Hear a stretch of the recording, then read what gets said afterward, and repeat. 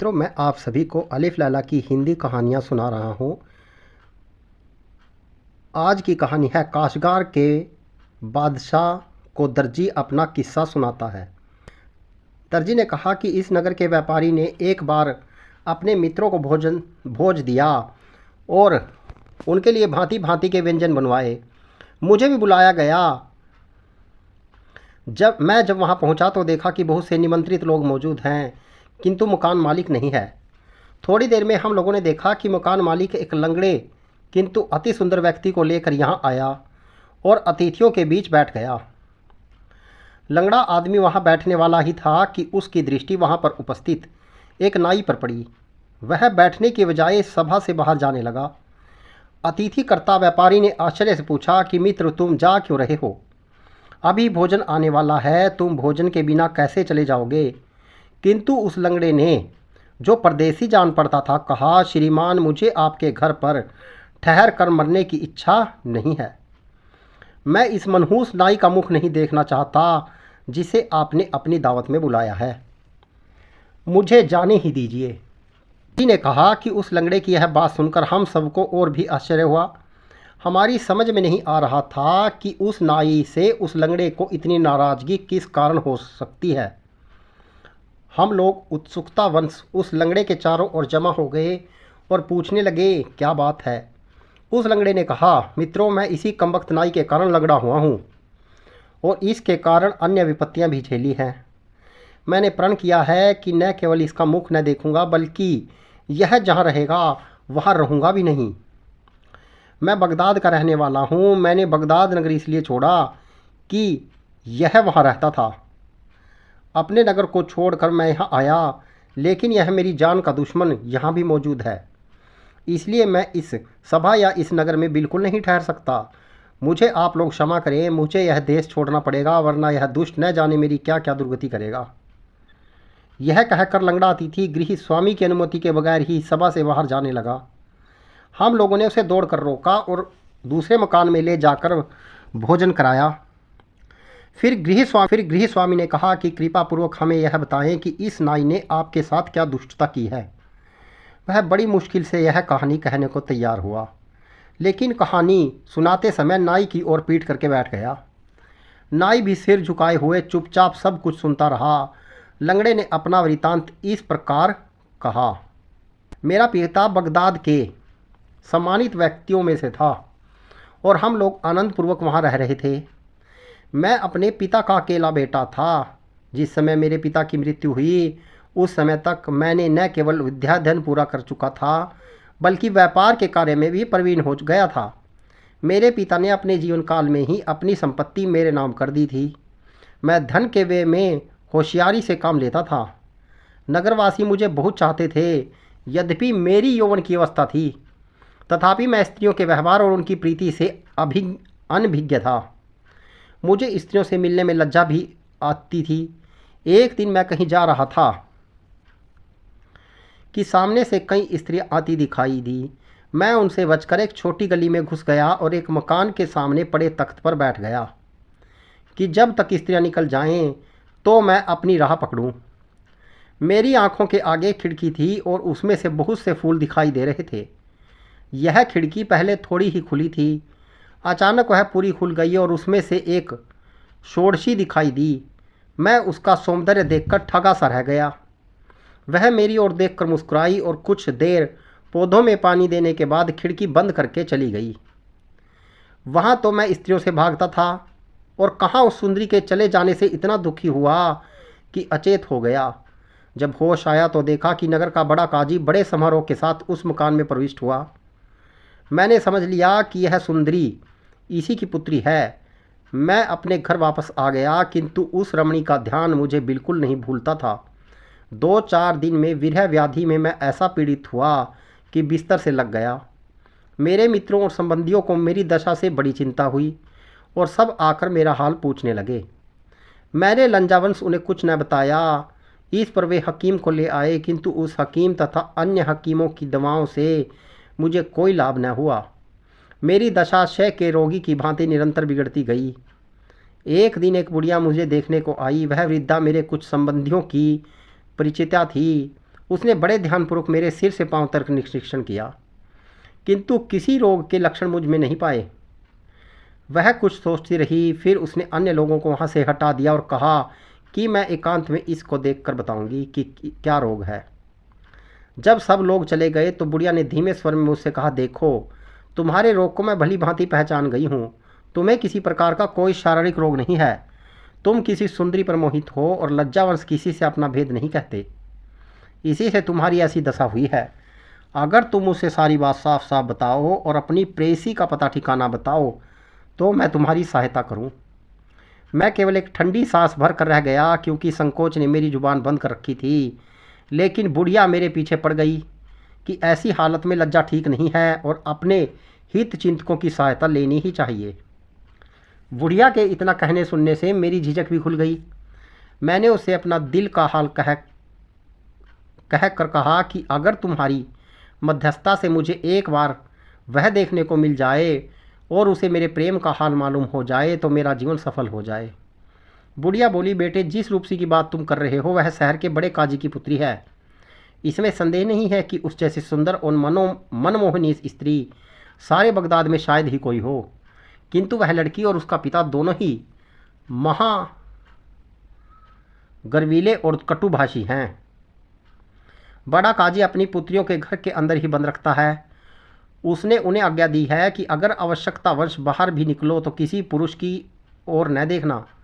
जब वे बाहर जाती हैं तो उनकी आंखों पर पट्टियां बांध दी जाती हैं और दासियां उनका हाथ पकड़कर गलियों में से निकलती हैं। जैसे अंधों को ले जाते हैं, ऐसा अजीब हाल है उनके पिता का। अच्छा होता कि यदि तुम किसी और स्त्री के प्रति आकृष्ट हुए होते। मैं यह सुनकर चुप हो रहा। मेरी निराशा देखकर बुढ़िया ने कहा, यह जो मैंने तुमसे कहा है पूर्वाग्रह भी हो सकता है। संभवतः है सफलता की कोई राह निकल आए। सब कुछ भगवान की इच्छा पर निर्भर है। देखो, मैं जाकर अपनी सी कोशिश करती हूँ। यह कहकर बुढ़िया चली गई। 2-4 दिन बाद वह फिर आई और मुझसे कहने लगी, बेटा, मैं पहले ही कहती थी कि वह स्त्री अत्यंत मन्नी और गर्वीली है। मैंने उसे बहुत समझाया बुझाया, किंतु इसका उस पर कुछ असर न हुआ। जब मैंने तुम्हारी बीमारी की बात कही तो वह चुपचाप रही, किंतु जब मैंने तुमसे भेंट करने के लिए कहा तो वह बिगड़ पड़ी और मुझसे कहा कि तुम बड़ी बदतमीज हो। अगर ऐसी बेशर्मी की बातें तुमसे सुनूंगी तो तुम्हें धक्के मारकर निकाल दूंगी। यह कहकर बुढ़िया ने मुझे धीरज दिया और कहा कि परेशान होने की ज़रूरत नहीं है, मैं अपना प्रयत्न जारी रखूंगी। यह कहकर वह चली गई। उसके इतना दिलासा देने पर भी मेरी निराशा कम न हुई और मेरी शारीरिक दशा पहले से खराब होने लगी। बीच बीच में बुढ़िया आती और उससे बातें करके मुझे किंचित हो रहा होता। एक दिन वह आई तो मेरे पास कई रिश्तेदार स्त्रियां बैठी थी। बुढ़िया ने मेरे कान में कहा कि मैं तुम्हारे लिए खुशखबरी लाई हूँ।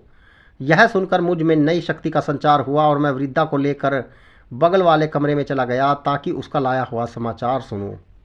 बुढ़िया ने कहा, कल सोमवार था। मैं उस सुंदरी के पास गई। वह प्रसन्न मुद्रा में थी और मैंने सोचा कि काम बन सकता है। मैंने अपनी दशा बड़ी दुखपूर्ण बताई और कुछ देर में आंसू बहाने लगी। उसने पूछा कि अम्मा, क्या बात है, तुम रो क्यों रही हो? मैंने कहा, क्या कहूँ, मैं उस आदमी की दशा सोच कर रोती हूँ। वह बेचारा अब तक रो रहा है और तुम्हारे प्रेम के कारण मृत्यु के समीप जा पहुँचा है और तुम इतनी कठोर हृदय हो कि उसकी जान लेने को तुली हो। वह कहने लगी, तुम क्या बक रही हो? मैं उसे जानती भी नहीं तो उसकी जान क्यों लूँगी? तुम बेकार ही आरो मुझ पर न लगाया करो। मैंने कहा, सुंदरी, तुम शायद भूल ही गई। मैंने तुम्हें पहले ही बताया था कि यह वह आदमी है जो तुम्हारे सामने वाले मकान के चबूतरे पर बैठा था। तुमने खिड़की खोली और वृक्षों पर पानी दिया। वह उसी समय तुम पर मोहित हो गया और तब से तुम्हारे बीचों में दिन रात घुल रहा है। अब उसमें सांस के आने जाने के अलावा कुछ नहीं रहा। उस दिन से मैंने उसकी बात की थी तो तुम बुरी तरह बिगड़ गई थी। यह बात जब उसे मालूम हुई तो उसकी दशा और बिगड़ने लगी। अब अगर तुम्हारी कुछ कृपा हो तो शायद वह बच जाए, वरना तो उसे पाया गया ही समझो। यह कहने के बाद मैंने अपने स्वर और आंखों में से दुख भरी कर ठंडी सांसें लेना और आंसू बहाना आरंभ किया। फिर उस मनमोहिनी ने कहा, अम्मा, तुम ठीक कहती हो कि मेरे प्रेम ने उसकी यह दशा करती है। फिर कुछ देर बाद वह बोली कि अगर मुझे देखने और मुझसे बात करने भर से उसकी दशा में सुधार हो जाए तो कोई हर्ज नहीं। मैंने ठंडी सांस भर कर कहा, तुम्हारी इतनी ही कृपा बहुत होगी। उसने कहा कि तुम उससे कहो कि अगर वह मुझे देखना और मुझसे बात करना चाहता है तो मैं इसके लिए तैयार हूँ, किंतु इतने से अधिक कोई आशा मुझसे न रखे। और आगे की बात तभी हो सकती है जब मेरे पिता की रजामंदी से उसके साथ मेरा विवाह हो जाए। मैंने उसे अनेक आशीर्वाद दिए कि कहा मैं अब यह प्राणदायक समाचार जाकर उसे सुनाती हूँ। उस सुंदरी ने कहा कि मेरे पिताजी शुक्रवार को जुम्मे की नमाज जामा मस्जिद में जाकर पढ़ते हैं। उस समय वह आदमी यहाँ अकेला आए तो मैं उसे अंदर बुला लूँगी और पिता के आने से एक घड़ी पहले उसे विदा कर दूँगी। उस समय वह जी भर कर मुझे देख सकता है और मुझसे बातें कर सकता है। जब बुढ़िया ने यह सब बातें मुझसे कही तो मैं खुशी से पागल हो गया। मुझ में जैसे नई जीवनी शक्ति आ गई। मैंने उस बुढ़िया को बार बार धन्यवाद दिया और एक बार 1000 अशरफियाँ उसे इनाम में दे डाली। अगले शुक्रवार मैं जल्दी उठ गया। मैंने सोचा कि हजामत बनवा कर अच्छे कपड़े पहन कर और इत्र लगा कर बड़े काजी के महल में जाऊं और अपनी प्रेयसी से भेंट करूं। अतएव मैंने एक सेवक की आज्ञा दी कि किसी अच्छे नाई को बुला लाए जिससे मैं हजामत बनवाऊं। वह इसी दुष्ट नाई को ले आया जो इस समय मेरे पीछे बैठा है। इसने आते ही मुझे देखकर कहा, आप अभी हाल ही में बहुत बीमार जान पड़ते हैं। मैंने कहा कि हाँ, मैंने बहुत दिन तक बीमारी में कष्ट उठाया और अभी हाल ही में अच्छा हुआ हूँ। उसने कहा, भगवान आपको दीर्घायु करे और सदा निरोग रखे। मैंने कहा, सब उसकी इच्छा पर निर्भर है, वह जैसे चाहे वैसे रखे। इसके बाद यह बोला कि मुझे क्या आज्ञा है, मैं आपकी हजामत बनाऊं या फसद खोलूं। मुझे गुस्सा आ गया और मैंने कहा, तुम्हारा दिमाग ख़राब हो गया है क्या? अभी मैं कह चुका हूँ कि मैं लंबी बीमारी से उठा हूँ। फसद खुलवा कर और खून निकलवा कर क्या मुझे जान देनी है? तुम जल्दी से मेरी हजामत बनाओ और अपनी राह पकड़ो। मुझे दोपहर को एक ज़रूरी काम से जाना है। यह नाई इस पर भी काफ़ी देर तक बकवास करता रहा। न तो इसने अपने औजारों की पेटी खोली, न कोई उस तरह निकाल कर तेज किया। हाँ, कुछ देर बाद उसने अपनी पेटी में से एक यंत्र सा निकाला और आंगन में जाकर उसे सूर्य की ओर लगा दिया। फिर उंगलियों पर गिनकर कहने लगा कि आपको प्रसन्न होना चाहिए, आज बृहस्पति और मंगल का बड़ा अच्छा योग है और हजामत के लिए इससे अच्छा कोई अन्य योग नहीं हो सकता। किंतु इसके अतिरिक्त एक दुर्भाग्य का योग भी है। ग्रहों की गति से मालूम हो रहा है कि आप पर बड़ा कष्ट पड़ेगा आज, किंतु आपके प्राणों को कोई खतरा नहीं है। हाँ, कष्ट ऐसा होगा कि आप उसे जीवन भर न भूल सकेंगे। आप कृपया कर मुझे साथ रखें तो शायद मुसीबत पड़ने पर मैं आपके काम आऊँ। यह कहकर लंगड़े आदमी ने कहा कि दोस्तों, आप लोग खुद ही सोचो कि मेरी क्या दशा होगी। एक और मेरी जीवनदायिनी प्रेयसी ने मुझे अकेले ऐसी जगह बुलाया जहाँ चिड़िया भी उड़ कर न जा सके। दूसरी ओर यह दुष्ट बेकार की बकबक में मेरा समय नष्ट कर रहा है।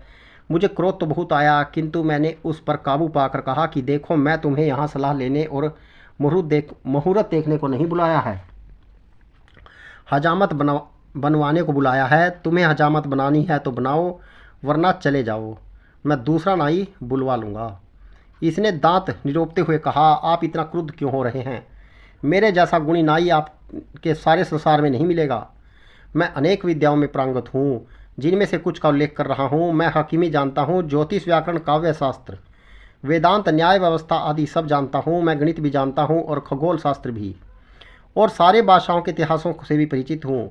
मेरे स्वर्गवासी पिता ने, जिनकी याद से मेरा दिल अब भी भर जाता है, सारी विद्याएं मुझे सिखाई थी, जिससे मैं आप सज्जनों की सेवा भी करूं और सुरक्षा भी। उसकी यह बकवास सुनकर मुझे क्रोध की बजाय हंसी आ गई। मैंने कहा, तुम कब तक बक बक किए जाओगे और किस समय मेरी हजामत बनाओगे? इसने कहा, यह भी अच्छी रही। और लोगों तो कहते हैं कि मैं बहुत कम बोलता हूँ और आप कहते हैं कि मैं बक बक करता हूँ। अब सुनिए, मेरे 6 भाई हैं।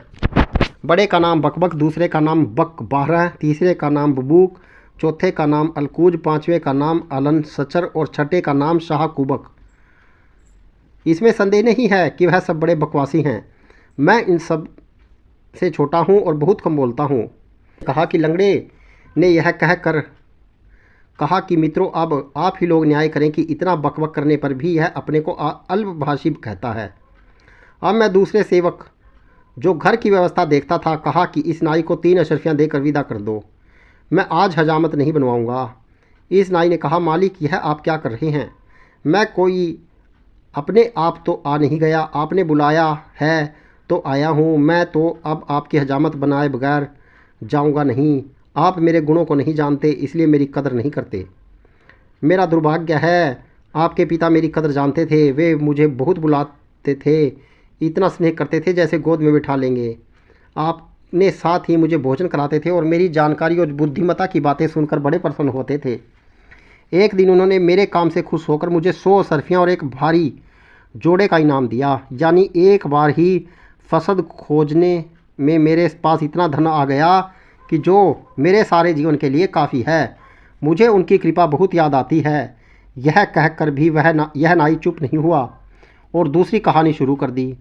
मैं बड़ा दुखी हो गया कि यह तो किसी प्रकार पीछा नहीं छोड़ता। मैंने सोचा कि डांट फटकार का तो इस पर कुछ असर होता ही नहीं, इसे मीठी बातों से बहलाना चाहिए। मैंने कहा, भाई तुम बहुत अच्छी बातें करते हो, लेकिन इस समय चुप रहो। जल्दी से मेरी हजामत बना दो, क्योंकि मुझे एक जगह जाना है। यह हंसकर बोला, निस्संदेह आपको कोई बड़ा ज़रूरी काम होगा जिसके कारण आप इतनी जल्दी कर रहे हो। आप यह काम मुझे बताएं, बल्कि मुझे अपने साथ ले चलें, ताकि मैं हर मौके पर आपकी सहायता कर सकूं। मैं तो यह कहूँगा कि हर महत्वपूर्ण काम आप मेरी सलाह से ही करें, जैसा कि आपके पिता और पितामह किया करते थे। आप मुझे अपना नौकर बल्कि गुलाम समझिए। आप बेझिझक मुझसे अपने मन की बात कहिए। मैंने चीख कर कहा, तुम बक बक कर के मेरा मगज चाटे जा रहा है, भाग यहाँ से। यह कहकर मैं उठ खड़ा हुआ और ज़मीन पर पाँव पटकने लगा। इस बेशर्म नाई ने फिर भी अपनी हरकतें नहीं छोड़ी। मुझे अति क्रुद्ध देखकर बोला कि आप नाराज़ न हो, मैं अभी आपकी हजामत बनाए देता हूँ। यह कहकर इसने अपनी पेटी खोली और मेरी हजामत शुरू की। बहुत देर तक तो यह मेरे सिर पर पानी ही रगड़ता रहा। फिर थोड़ी जगह उस्तरा चलाकर ठहर गया और कहने लगा कि आप न मेरे बुढ़ापे का ख्याल करते हैं, न मेरे गुणों की कदर करते हैं। यह सब बातें अच्छी नहीं हैं। मैंने कहा, चुपचाप अपना काम करो, अधिक बोलने की आवश्यकता नहीं है। इसने कहा, ऐसा महत्वपूर्ण काम क्या आन पड़ा जिसके लिए आपको इतनी जल्दी और घबराहट है? मैंने फिर बिगड़ कर कहा, तू यहाँ हजामत बनाने आया है या दुनिया भर के झगड़े में पड़ने? तुझे इससे क्या लेना देना है कि मुझे क्या काम है? इस निर्लज ने कहा, मेरे मालिक आप चाहें जितना क्रोध करें, मैं तो यही कहूँगा कि मुझे डर है कि आप बगैर समझे बूझे जल्दी में काम करेंगे और आपकी हानि होगी। बुद्धिमानों का कहना है कि हर काम सोच समझ कर करना चाहिए। आप कृपा करके मुझे अपना काम जरूर बताइए। अभी तो दोपहर होने में 3 घड़ी बाकी हैं, ऐसी जल्दी भी क्या है? मैंने कहा, जो लोग वादे के पक्के होते हैं वे नियत समय से पहले ही निश्चित स्थान पर पहुंच जाते हैं। तुम फ़ौरन हजामत बनाओ। इसने धीरे धीरे मेरा सिर मूंदना शुरू किया और आधा सिर मूंदकर खड़ा हो गया और सूर्य की ओर देखकर कहने लगा कि अभी हजामत पूरा करने की साइत नहीं आई। मैंने कहा, मुझे ज्योतिष पर विश्वास नहीं, तू जल्द हाथ चला। इसने कहा, अच्छा आप कहते हैं तो बनाए देता हूँ, लेकिन डर है कि कहीं बीमार न पड़ जाएं। यह कहकर इसने काम तो शुरू किया, लेकिन यह हाल कि एक बाल मूंदता था तो 10 बातें कहता था। मैंने इसे धोखा देने के लिए कहा कि मेरे मित्र ने मेरे स्वास्थ्य लाभ की खुशी में भोज दिया है, मुझे उसमें जाना है। यह सुनकर ये उछल पड़ा और बोला, आपने अच्छी बात याद दिलाई। मैंने भी अपने मित्रों को भोजन पर बुलाया था, लेकिन मैं भूल गया और कुछ तैयारी भी नहीं की। मैंने कहा, भाई तुम इसकी फिक्र न करो, मैं तुम्हें अपनी रसोई से पका पकाया खाना दिलवा दूंगा। पिताजी तुम्हारी बातों से खुश होकर इनाम देते थे, मैं तुम्हें उनसे बढ़कर इनाम दूंगा, मगर इस शर्त पर कि तुम चुप रहो। इसने कहा कि भगवान आपको प्रसन्न रखे, लेकिन न जाने आपका दिया हुआ सामान काफ़ी होगा या नहीं। मैंने कहा कि 6 भुने हुए मुर्गे हैं, तरह तरह के मांस के पकवान तथा अन्य खाद्य सामग्री है। 70-80 आदमियों के लिए काफ़ी भोजन होगा। मैंने नौकरों से कहा कि सारा पका खाना इस कमबख्त को दे दो और मदिरा की सुराहियाँ भी। इसने कहा कि कुछ फलों को देने की कृपा करें। मैंने कहा, इसे फल भी दे दो, लेकिन इसकी दुष्टता का अंत नहीं हुआ। इसने हजामत आधी ही छोड़कर हर चीज़ को परखना शुरू किया और काफ़ी देर लगा दी। फिर मैंने डांटा तो आकर हजामत बनाने लगा, लेकिन कुछ ही देर में उस्तरे को रखकर कहने लगा, आपके स्वर्गीय पिता ने मुझे कभी धनाभाव न होने दिया, लेकिन भगवान की कृपा से आप भी ऐसे कदरदान हैं और मुझे किसी चीज़ की कमी नहीं रहेगी। मैंने तो आपके पिता के अलावा किसी के आगे हाथ न फैलाया। मैं कोई ऐसा वैसा आदमी नहीं हूँ। देखिए, एक आदमी जो नाइयों का दलाल था बड़ा अच्छा नाचता गाता था। उसे हम लोग झंझोटी कहते थे। एक आदमी था जिसका नाम शावल था, घूम घूम कर भुने चने बेचता था। एक शातिर था जो बाकला और दूसरी तरकारियां बेचने का धंधा करता था। एक आदमी था आबू बकर, वह गलियों में पानी छिड़कने का काम किया करता था। यह सब बड़े अच्छे आदमी थे और मेरी तरह कम बोलने वाले थे, जिनकी वजह से बड़े सफल रहे। और हाँ, एक कासिम भी था जो खलीफा के यहाँ प्यादागिरी करता था। अब मैं झंझोटी भाई का एक मशहूर गीत आपको सुनाऊंगा और उसका नाच भी दिखाऊंगा। यह कहकर इसने उठकर नाचना गाना आरंभ कर दिया। मैंने इसे बहुत डांटा फटकारा, किंतु इसने पूरा गीत सुना कर ही दम लिया। फिर कहने लगा कि अब मैं अपने मित्रों को भोजन करा आऊँ, फिर आकर आपकी हजामत बनाऊंगा। बल्कि आप भी ऐसा कीजिए कि अपने मित्रों को दावत छोड़िए और मेरे यहाँ चलकर मेरे मित्रों के साथ भोजन कीजिए।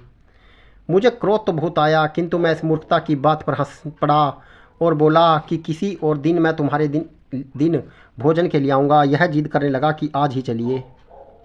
मैंने डांट कर कहा कि आज मैं किसी प्रकार नहीं जा सकता। फिर यह कहने लगा कि मुझे ही अपने साथ ले चलिए, यह खाना मैं अपने घर ले जाकर अपने मित्रों को खिला दूँ, फिर आकर आपके साथ आपके मित्रों की दावत में चलूँगा।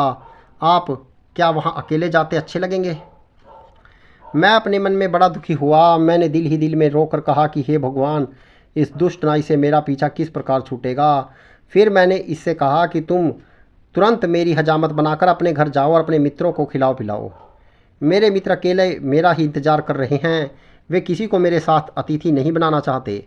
मैं तुम्हें ले गया तो शायद मुझे उस दावत में न बैठने दिया जाए। इसने कहा, आप भी खूब मजाक करते हैं। जब आपके मित्र हैं तो आपके साथ और आदमी के आने पर उन्हें क्या आपत्ति होगी? फिर मैं तो बड़ा सुभाषी हूँ, मेरे जाने से आपके सभी मित्रों को बड़ी प्रसन्नता होगी। लंगड़े आदमी ने कहा कि मित्रों, इसकी यह बात सुनकर मैं बिल्कुल निराश हो गया कि आज का सारा मामला तो इसने चौपट कर दिया। यह भी सोचा कि इसको बिगड़ने से भी कोई लाभ नहीं। मैंने इसकी बात का कुछ उत्तर न दिया। इतने में जुम्मे की नमाज पहली अनाज हुई। मैं चुप हो रहा। इसने भी अपना काम शुरू किया और थोड़ी ही देर में हजामत पूरी कर दी। फिर मैंने इसे प्रसन्नतापूर्वक कहा कि तुम मेरे नौकर से खाने पीने का सामान उठवाकर अपने घर जाओ और अपने मित्रों को खिलाओ पिलाओ। फिर आ जाना तो मैं तुम्हें दावत में ले चलूँगा। यह किसी तरह मेरे घर से टला तो मैं जल्दी से नहाकर नए कपड़े पहनकर दूसरी अनाज की प्रतीक्षा करता रहा ताकि मेरी प्रेमिका का पिता नमाज को चला जाए तो मैं वहां पहुंचूं। दूसरी अनाज होते ही मैं घर से चला, किंतु वह दुष्ट वहीं गली में छुपा था और मेरे पीछे पीछे चुपचाप चलने लगा। और मेरे बाजी के घर के सामने पहुंचा तो देखा कि यह अभागा भी पीछे चला आ रहा है। मैं बड़ा चिंतित हुआ, किंतु उस अवसर पर कुछ कहना सुनना भी उचित नहीं था। वहां जाकर देखा कि बड़े काजी के घर का मुख्य द्वार आधा खुला है। मुझे आता देखकर वह बुढ़िया जो वहाँ प्रतीक्षारत थी दौड़ी आई और मुझे मेरी प्रेमिका के पास ले गई। हम लोग प्रेम और मैत्री से बातचीत कर ही रहे थे कि बाहर कई मनुष्यों के बोलने की आवाज़ आई। मैं और मेरी प्रेमिका दोनों खिड़की के बाहर देखने लगे। सबसे पहले देखा कि काजी नमाज पढ़कर वापस आ रहा है। फिर इस नाई को भी देखा जो सामने वाले मकान में उसी तख्त पर बैठा है जहाँ मैं बैठा था। मुझे दोनों ही को देखकर डर लगा। मेरी प्रीसे ने मुझे घबराया देखा तो तसल्ली दी और पहले ही से तय की हुई एक जगह दिखाई कि आवश्यकता पड़ने पर यहाँ छुप जाना। क्या बताऊँ, उस दिन इस दुष्ट नाई के कारण मुझ पर ऐसी विपत्ति पड़ी जिसका वर्णन नहीं हो कर सकता। जिस समय काजी घर पहुँचा उसी समय पर एक अधीनस्थ कर्मचारी ने किसी नौकर को किसी बात पर मारा। वह नौकर बड़ी जोर से चिल्लाया। उसकी चीख पुकार सुनकर तख्त पर बैठा हुआ वह कमबख्त समझा कि मुझ पर मार पड़ रही है और यह अपने कपड़े फाड़कर और सिर पर धूल डालकर चीख पुकार करने लगा और आसपास के लोगों को बुलाने लगा। उन्होंने आकर पूछा कि क्या बात है, तो इसने रोते हुए सिर्फ इतना कहा कि इस मकान के लोग मेरे स्वामी को मार रहे हैं। इसके बाद यह दौड़ता हुआ मेरे घर आ पहुँचा और मेरे सगे संबंधी और नौकरों चाकरों को भी यही कहा। वे बेचारे भी यह सुनकर दौड़ आए। काजी के मकान के सामने भीड़ लग गई और लोग चीखने चिल्लाने और दरवाज़ा फटफड़ाने लगे। काजी ने अपने एक सेवक से कहा कि बाहर जाकर देख कि यह लोग क्या कर चाहते हैं। सेवक ने बाहर आकर देखा और घबरा कर अंदर जाकर कहा कि हजारों लोग जमा हैं और क्रोध में दरवाज़ा तोड़ रहे हैं। काजी खुद बाहर आया और लोगों से पूछने लगा कि क्यों शोर कर रहे हो। दरवाजे पर जमा भीड़ ने काजी की प्रतिष्ठा का भी कुछ लिहाज न किया और कहा, पापी कुकर्मी, तूने एक बेकसूर प्रतिष्ठित व्यक्ति को क्यों घर में बंद करके मारा? वह हैरान होकर बोला, न कोई बाहरी आदमी मेरे घर में है, मैंने किसी को मारा पीटा है। अब यह मूर्ख नाई आगे बढ़ा और काजी की भद्दी भद्दी गालियां देकर बोला, तेरी बेटी मेरे स्वामी पर जान देती है। उसने उसे दोपहर में मिलने के लिए बुलाया, तूने उसे अंदर पाकर बहुत मारा। अब तू अपना भला चाहे तो तुरंत उसे छोड़ दे। काजी ने अपने गुस्से को पीकर कहा, यहाँ तुम्हारा स्वामी नहीं है, तुम लोग चाहो तो अंदर जाकर देख लो। यह सुनकर यह नाई और मेरे रिश्तेदार अंदर घुस आए और एक एक कमरे में जाकर देखने लगे। मैं अपनी बदनामी और काजी के क्रोध के भय से वहाँ रखे खाली संदूक में घुस गया और मेरी प्रेमिका ने उसे बंद करके कुंडी लगा दी। यह नाई ढूंढता हुआ आया और संदूक की कुंडी खोलकर ढक्कन जरा सा उठाकर देख लिया कि मैं उसमें हूँ। फिर इसने संदूक अपने सिर पर रख लिया और बाहर भागा। काजी के नौकर चाकर इतने घबराए हुए थे कि किसी ने रोक टोक नहीं की। जब यह संदूक लेकर भाग रहा था तो रास्ते में ढक्कन खुल गया और मैं संदूक से बाहर जा गिरा। मैं मुंह छुपाकर अपने मकान की ओर भागने लगा। यह नाई और बहुत से लोग मेरे पीछे दौड़े आए। इसी परेशानी में एक नाले को छलांगते समय मेरा पैर फिसला और मैं उसमें इतनी बुरी तरह गिरा कि मेरा पाँव टूट गया। किंतु उस समय मुझे पाँव की चिंता न थी। मैं गिरता पड़ता भागने लगा। जब भीड़ मेरे पास पहुंची, मैं जेब से मुट्ठी भर सिक्के उसकी ओर फेंकता। वह लोग सिक्के उठाते, तब तक मैं और आगे भागता। काफ़ी दूर निकल जाने पर भीड़ ने मेरा पीछा छोड़ दिया, किंतु यह दुष्ट नाई बराबर बकवास करता हुआ मेरे पीछे लगा रहा। यह बराबर चिल्लाकर कह रहा था, देखिए मैंने आपका कितना उपकार किया और आपके लिए कितना कष्ट झेला है और किस भांति आपको काजी के हाथ से बचाया है। मैंने पहले ही कहा था कि अगर मुझे साथ न ले चलोगे तो बड़ी मुसीबत में फंसोगे। यह जो कुछ हुआ आपकी बुद्धि की कमी के कारण हुआ और आप फिर बड़ी भूल कर रहे हैं कि मुझसे भाग रहे हैं। आप मुझसे भागेंगे तो फिर मुसीबत में पड़ेंगे। यह पापी इसी प्रकार बकवास करता हुआ आ रहा था। सारे सुनने वाले समझ गए कि मैं किस काम के लिए गया था। मुझे देखकर हंसने लगे। सभी लोग मेरी खिल्ली उड़ा रहे थे। मेरा जी करने लगा कि इसी जगह इसे पकड़कर इसका गला दबाऊं, लेकिन यह सोच कर रह गया कि ऐसा करने से मेरी ही फजीयत होगी। लोग बराबर मेरा मजाक उड़ा रहे थे और यह बराबर बकता हुआ मेरे पीछे लगा था। मैं लाचार होकर एक बड़े घर में घुस गया।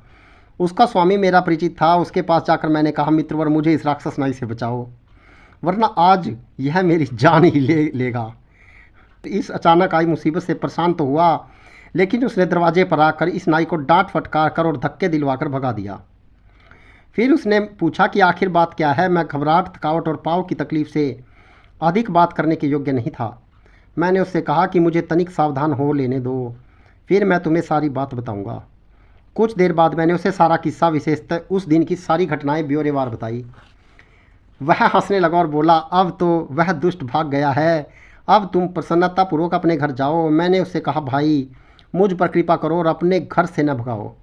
अगर मैं अपने घर गया तो यह जानलेवा नाई फिर वहाँ पहुँच जाएगा और मुझे इतना दुख देगा कि मेरी जान ही जाती रहेगी। इसके अतिरिक्त यह बात भी है कि इस अभागे के कारण सारे शहर में मेरी ऐसी बदनामी हो गई कि मैं यहाँ किसी को मुंह दिखाने के योग्य नहीं रहा हूँ। मित्र मेरी बात सुनकर चुप रहा। मैं कुछ दिन तक उसके घर में रहा और वहाँ छुपे छुपे अपने गुमाश्तों को बुलाकर अपनी संपत्ति का प्रबंध कर दिया। जब पाँव का घाव ठीक हो गया तो लंगड़ाता हुआ, क्योंकि हड्डी टूटने के कारण मैं सारी उम्र के लिए लंगड़ा तो हो ही गया था, बगदाद को छोड़कर इस नगर में आ बसा। मुझे आशा थी कि यहाँ इस नाई से छुटकारा मिलेगा, किंतु मेरे दुर्भाग्य से यह यहाँ भी मौजूद है।